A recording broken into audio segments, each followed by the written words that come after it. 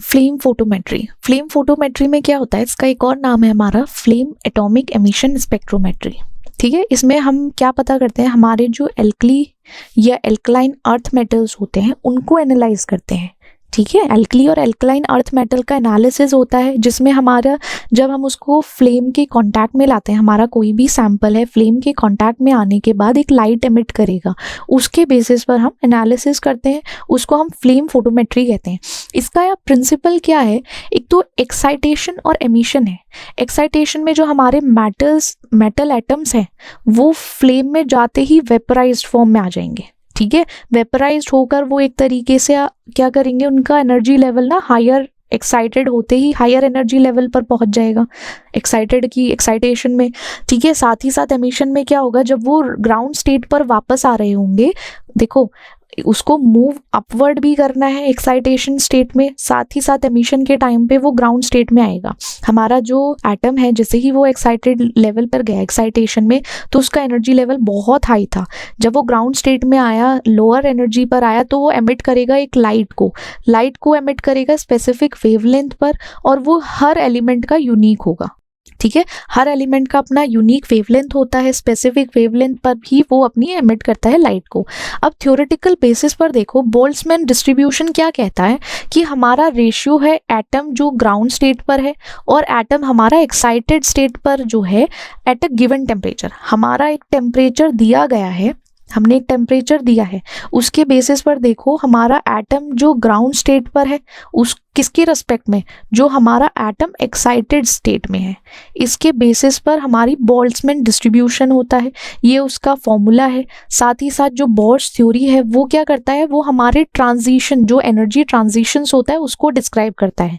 किस तरीके से डिस्क्राइब करता है, हमारा एक सैंपल है, हमने सैंपल को प्रिपेयर किया, सैंपल प्रिपेयर करने के बाद जैसे आप कोई भी आपका सैंपल है उसको पानी में डिसॉल्व कर लो, या कोई सुटेबल सॉल्वेंट है वहाँ डिसॉल्व कर लो। ऐसा नहीं है कि पानी में ही करना है, जो उसका सुटेबल है उसके बेसिस पर डिसॉल्व करके अपना सैंपल बना लो। हमारा एक बीकर में हमने सैंपल प्रिपेयर कर लिया है, यहाँ पर जो भी सैंपल था, अब क्या करेंगे, जो एटम ने वो हमारा एटोमाइज्ड सैंपल था। ठीक है सॉरी, देखो सिंपल प्रोसीजर के बेसिस पर ध्यान रखो, हमारा सैंपल प्रिपेयर किया, फिर वो किसके इंट्रोडक्शन में आया, वो इंट्रोड्यूस किया गया फ्लेम से। हमारा जो सैंपल है जब फ्लेम के इंट्रोड्यूस किया गया है या उसके कांटेक्ट में आया तो लाइट एमिट करेगा। ठीक है, लाइट एमिशन होगा, वो प्रोड्यूस करेगा लाइट एमिशन के टाइम पे जो हमारे एटम्स हैं एक्साइटेड एटम्स होंगे। ठीक है, एक्साइटेशन के टाइम पे उसके बाद क्या करेंगे, रेडिएशन के बेसिस पर वो एमिट करेंगे। फिर हमारा एक डिटेक्टर बैठा होगा, मोनोक्रोमेटर बोलो। मोनोक्रोमेटर का क्या काम होता है, हमारी वेवलेंथ जो है उसको आइडेंटिफाई करना या वेवलेंथ के बेसिस पर ना आइसोलेट करना। ठीक है, हमारा मोनोक्रोमेटर बैठा रहेगा, ये भाई साहब वहाँ गार्ड की तरह बैठ के वेवलेंथ के बेसिस पर उनको अलग अलग कर देंगे। ठीक है, वेवलेंथ जो लाइक उसके इंटरेस्ट पे, जैसे फोटो डिटेक्टर है वो मेजर करेगा हमारा इंटेंसिटी क्या है। कैलिब्रेशन में हमारी जो इमिशन इंटेंसिटी है उसको कंपेयर करेगा किसके अगेंस्ट, एक स्टैंडर्ड कैलिब्रेशन कर्व के अगेंस्ट, जिससे क्या होगा, हमारा क्वांटिफिकेशन हो जाएगा। क्वांटिफिकेशन के लिए हमें कैलिब्रेशन करना पड़ता है। जैसे सबसे पहले हमारा सैंपल प्रिपरेशन हुआ, फिर उसका इंट्रोडक्शन हुआ फ्लेम से, उसने एमिशन किया, जब वो लाइक रेडिएशन के बेसिस पे आया, डिटेक्टर बैठा हुआ था आइसोलेट करने का वेवलेंथ के बेसिस पर, फिर इंटेंसिटी जो आई हमारे कंपाउंड की, सैंपल की, उसको हमने स्टैंडर्ड कैलिब्रेशन कर्व के अगेंस्ट रखा। उसके अगेंस्ट रखने के बाद हम क्या कर पाए, अपनी क्वांटिफिकेशन कर पाए। अब देखो फ्लेम कलर्स आते हैं कॉमन एलिमेंट्स के, आप देखोगे लिथियम जो है वो क्रिम्सन रेड कलर देता है, क्रिम्सन कलर देगा, रेड कलर देगा या तो, साथ ही साथ सोडियम को आप अगर देखोगे ब्राइट येलो कलर आता है सोडियम का। पोटेशियम का लिलैक या पर्पल होता है, लाइलैक लिलैक जो भी आप लोग बोलते हो, पर्पल। साथ ही साथ कैल्शियम, पोटेशियम का था, कैल्शियम का ऑरेंज रेड कलर आएगा, स्ट्रोंशियम का हमारा क्रिम्सन रेड है, बैरियम का एप्पल ग्रीन, कॉपर का ब्लू ग्रीन। ठीक है, ये आएगा। एडवांटेज ये है हमारा, एक तो बहुत ही सिंपल सा ये लाइक टेक्निक है, साथ ही साथ कॉस्ट इफेक्टिव है, हाई सेंसिटिविटी देता है। जैसे हमारे एल्कली या एल्कलाइन अर्थ मेटल्स हैं उनके लिए हाईली सेंसिटिविटी प्रोवाइड करता है। लिमिटेशन इसका ये आ जाता है, जो एलिमेंट्स हैं जो एटमाइज हो सकते हैं उनके लिए रहेगा, वरना और किसी के लिए नहीं यूज़ कर सकते। और एक तरीके से एमिट करेगा विजिबल और यूवी स्पेक्ट्रम में। ठीक है, उसी स्पेक्ट्रम के बेसिस पर ही एमिशन होगा, एमिट कर पाएगा, वरना नहीं होगा। और एक तरीके से ना रिजल्ट्स थोड़े से फ्लेम इंटरफेरेंस के बेसिस पर ना अफेक्ट होते हैं। आप इसको ना ये नहीं कह सकते इसका जो रिजल्ट है वो एक्यूरेट होगा, थोड़ा बहुत अप एंड डाउन जा सकता है, ठीक है। लिमिटेशन रिजल्ट्स का ही आता है, रिजल्ट्स अफेक्ट हो जाते हैं हमारे, एक्यूरेट रिलायबल नहीं आ पाते, फ्लेम इंटरफेरेंस दे रहा है। अब जैसे इंटरफेरेंस जो होते हैं वो किस बेसिस पर होते हैं, इंटरफेरेंस ऑफ फ्लेम फोटोमेट्री, जो हमारी मेजरमेंट एक्यूरेसी को अफेक्ट करते हैं। वही बात की ना, हमारे रिजल्ट अफेक्ट होगा फ्लेम की वजह से। अब इंटरफेरेंस फ्लेम फोटोमेट्री में हमारा स्पेक्ट्रल इंटरफेरेंस होता है, जैसे कि एमिशन है, एमिशन हो रहा है, वहां पे ओवरलैपिंग हो जाएगी, या बैकग्राउंड फ्लेम एमिशन हो जाए, बैकग्राउंड में फ्लेम एमिशन अलग से चल रहा है, या लाइट स्कैटरिंग जो है वो पार्टिकुलेट से ज़्यादा हो जाए उसके बेसिस पर। तो हमारा जो स्पेक्ट्रम है या स्पेक्ट्रल है उसके थोड़े बहुत चेंजेस आने की वजह से भी हमारा रिजल्ट एक्यूरेसी अफेक्ट होती है। मिटिगेशन में आप देखोगे जैसे नैरो बैंड पास होता है, नैरो बैंड पास फिल्टर को आप यूज़ कर सकते हो। हमने रिस्क मिटिगेशन देखा था, रिस्क मिटिगेशन में हम एक फैक्टर यूज़ कर सकते हैं, बैंड पास फिल्टर यूज़ करोगे, मोनोक्रोमेटर्स यूज़ कर सकते हो, बैकग्राउंड करेक्शंस यूज़ कर सकते हो अगर आपका स्पेक्ट्रल इंटरफेरेंस हो रहा है। साथ ही साथ केमिकल इंटरफेरेंस होता है जब भी हमारे रिफ्रैक्टरी कंपाउंड्स हैं, ठीक है। रिफ्रैक्टरी कंपाउंड्स क्या फॉर्मेशन करेंगे, वहाँ रिफ्लेक्शन होगा, कहीं ना कहीं हमारे जो कंपाउंड की केमिकल प्रॉपर्टीज़ हैं वो हमारे रिजल्ट को अफेक्ट कर सकता है। एटम आयनाइजेशन हो जाए हाई टेम्परेचर पर तब अफेक्ट होगा, केमिकल इंटरफेरेंस हो रहा है ना यहाँ पर। तो इसका मिटिगेशन क्या है, आप क्या एक लाइक सॉल्यूशन क्या है, आप उसमें रिलीजिंग एजेंट्स डाल दो, रिलीजिंग एजेंट्स ऐड कर दोगे तो केमिकल इंटरफेरेंस कम हो सकता है। प्रोटेक्टिव एजेंट्स के हेल्पफुल होने की वजह से मिटिगेशन अगर देखा जाए केमिकल इंटरफेरेंस कम है। आयनाइजेशन, जो हमारा एटम आयनाइजेशन हो रहा था हाई टेम्परेचर पर, तो आप आयनाइजेशन सप्रेसर डाल दो, या एक तरीके से एक्सेस एल्कली मेटल्स को इंट्रोड्यूस कर दोगे तो केमिकल इंटरफेरेंस नहीं होगा। फिजिकल इंटरफेरेंस क्या होता है, जो हमारा सैंपल सॉल्यूशन है जिसको हमें एनालिसिस करना है या एनालाइज करना है, वो ही अगर अफेक्ट करने लगे, जैसे उसकी विस्कोसिटी है या सरफेस टेंशन है, तो वो क्या करेगा, हमारे लाइक एक्यूरेसी को या रिजल्ट को अफेक्ट करेगा। साथ ही साथ सॉल्वेंट का इफेक्ट नेबुलाइजेशन पर आता है, जब नेबुलाइजेशन होता है उस टाइम सॉल्वेंट इफेक्ट भी आता है। तो इसमें क्या कर सकते हो आप, मैट्रिक्स मैचिंग यूज़ कर सकते हो, अपने सैंपल को डाइल्यूट कर सकते हो जिससे कि जो विस्कोसिटी डिफरेंस है वो कम हो जाए। ज़्यादा विस्कोसिटी डिफरेंस से क्या होगा, मेजरमेंट नहीं हो पाएगा ईजीली। अब हम अपने इंस्ट्रूमेंटेशन पर आते हैं। बहुत ईजी होता है इंस्ट्रूमेंटेशन अगर देखा जाए हमारा। यहाँ पे हमारा एक सैंपल सॉल्यूशन है।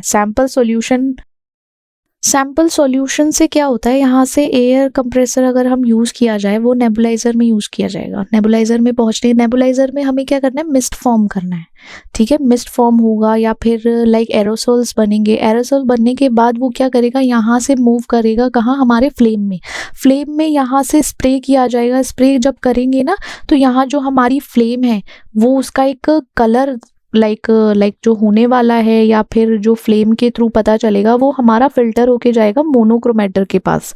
मोनोक्रोमेटर यहाँ फिल्टर लगे होंगे, वो जितनी इंटेंसिटी के बेसिस पर उनको भेजना है या वेवलेंथ के बेसिस पर उनको आगे पास ऑन करना है, वहाँ हमारे लेंस होते हैं। लेंस उसको आइडेंटिफाई करते हैं। आइडेंटिफाई करने के बाद उसको डिटेक्टर या जो रिकॉर्डर है हमारा, रिकॉर्डर के पास भेजेंगे। क्या होगा, वो सिग्नल को, लाइट सिग्नल को कन्वर्ट करेगा किसमें, इलेक्ट्रिकल सिग्नल में। अब इसको थोड़ा सा अगर ब्रीफली आप देखो तो जो हमारा नेबुलाइजर है वो लिक्विड सैंपल हमारा एरोसोल में कन्वर्ट होगा। साथ ही साथ जो स्प्रे चैम्बर होता है ना, वो लार्ज जो बड़ी बड़ी ड्रॉपलेट्स हैं उनको कम कर देगा, और फाइन मिस्ट को ही, जो फाइन मिस्ट होगी वही फ्लेम में एंटर कर पाएगी। साथ ही साथ जो हमारा फ्लेम या बर्नर सिस्टम होता है, जो एक तरीके से उसमें जो हमारी फ्लेम्स हैं वो किसकी होती है, एयर एसिटाइलिन की होगी या एयर प्रोपेन की होगी, वो यूज़ करेंगे। बर्नर हेड पर क्या होगा, हमारी स्टडी फ्लेम रहेगी, जो हमारी ऑप्टिमल एटमाइजेशन हो पाएगा। एटमाइजेशन के बाद हमारा ऑप्टिकल सिस्टम आता है।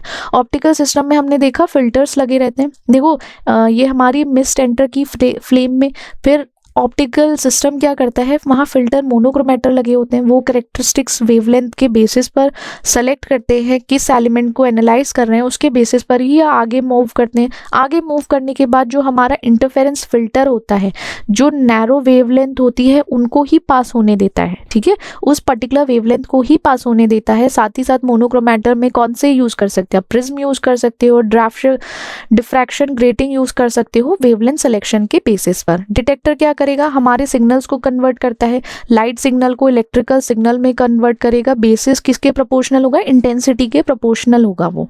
एम्पलीफायर क्या करेगा, वो इलेक्ट्रिकल सिग्नल को एनहांस कर देगा मेजरमेंट के लिए, ठीक है। ये हमारे डिटेक्टर्स का काम होता है। रीड आउट डिवाइस होती हैं कुछ डिवाइसेस जो हम पर्टिकुलरली यूज़ कर सकते हैं, जैसे कि एनालॉग या डिजिटल मीटर्स होते हैं, वो डिस्प्ले करते हैं जो भी हमारा कोई भी लाइक आप कंप्यूटर सिस्टम यूज़ कर सकते हो, उसमें मॉनिटर यूज़ कर सकते हो, जिसमें हमारा जो मेजर्ड सिग्नल है ना वो डिस्प्ले होगा। साथ ही साथ डेटा एक्विजिशन सिस्टम है, जैसे रिकॉर्डिंग है या एनालाइजिंग डेटा है, वो यूज़ किए जाते हैं पर्टिकुलरली। तो रीड आउट सिस्टम भी डिफरेंट हो सकता है। आप एप्लीकेशन देखो, फ्लेम फोटोमेट्री हम कहाँ यूज़ कर सकते हैं, जैसे हमारा क्लिनिकल एनालिसिस है, या जब भी हमें कभी इलेक्ट्रोलाइट मॉनिटरिंग करनी है, जिसमें हमें सोडियम पोटेशियम का लेवल ब्लड सीरम में पता करना है, या हमारे यूरिन में पता करना हो, कभी भी डायग्नोज करना हो। अच्छा, जैसे किसी भी डिजीज़ को डायग्नोज करना है तो आप ब्लड सैंपल या यूरिन सैंपल सबमिट करते हो, तो वहाँ उसको हम फ्लेम फोटोमेट्री के बेसिस पर पता कर सकते हैं, क्योंकि वो हमारे ब्लड में और यूरिन में इलेक्ट्रोलाइट्स प्रेजेंट होते हैं। इलेक्ट्रोलाइट प्रेजेंट होने की वजह से उसका मेजरमेंट हम इसके थ्रू कर सकते हैं। जैसे कुछ डिजीज़ है, हमारी हाइपरटेंशन है, किडनी डिजीजेस होती हैं, तो डिसऑर्डर में हम क्लिनिकल एनालिसिस में यूज़ कर सकते हो। जब भी आपको कभी लिथियम थेरेपी देनी है, आपका कोई भी साइकाइट्रिक ट्रीटमेंट किसी पेशेंट का चल रहा है, आपको लिथियम लेवल चेक करना है, तब उसको फ्लेम फोटोमेट्री में यूज़ कर सकते हो, जिससे कि क्या हो, टॉक्सिसिटी ना हो। टॉक्सिसिटी नहीं हो तब क्लिनिकल एनालिसिस में ज़्यादा यूज़ करते हैं। अब हमारा एग्रीकल्चरल साइंसेज में जब भी सॉइल का एनालिसिस करना है, सॉइल में भी कुछ न्यूट्रिएंट कंटेंट्स होते हैं, जैसे पोटेशियम, सोडियम, कैल्शियम, तो एक तरीके से गाइडेंस के लिए या गाइड करे कि फर्टिलाइजेशन प्रैक्टिसेस में बहुत हेल्पफुल है कि सॉइल एनालिसिस में पर्टिकुलरली सॉइल में ये न्यूट्रिएंट कंटेंट प्रेजेंट है। साथ ही साथ जब हमारे जो प्लांट मटेरियल्स होते हैं उसमें भी न्यूट्रिएंट्स हैं। एक तरीके से एग्रीकल्चरल साइंसेज में जब हमें न्यूट्रिएंट का कंटेंट पता करना होता है या एनालाइज करना होता है हमारी प्लांट की ग्रोथ स्टडीज में या सॉइल एक तरीके से फर्टिलाइजेशन प्रैक्टिसेस में, तब हम यूज़ करते हैं फ्लेम फोटोमेट्री को।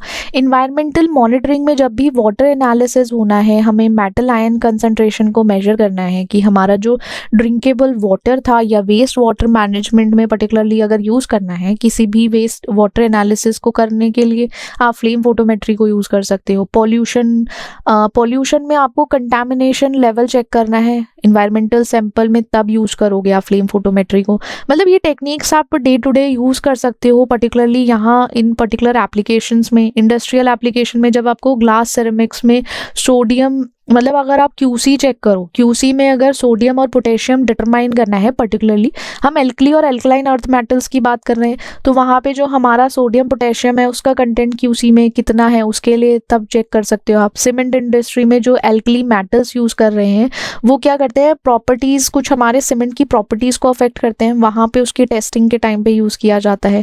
फूड एंड बेवरेजेस इंडस्ट्रीज़ में जैसे मिनरल कंटेंट चेक करना होता है, या न्यूट्रिशनल एनालिसिस में कभी भी कोई मिनरल कंटेंट एनालिसिस करना है तो यूज़ करोगे फ्लेम फोटोमेट्री। क्वालिटी कंट्रोल के टाइम पर जब भी कोई प्रोडक्ट फॉर्मुलेशन होने वाली है तो कंसिस्टेंसी देखने के टाइम पर भी हम अपना फ्लेम फोटोमेट्री यूज़ कर सकते हैं, ठीक है।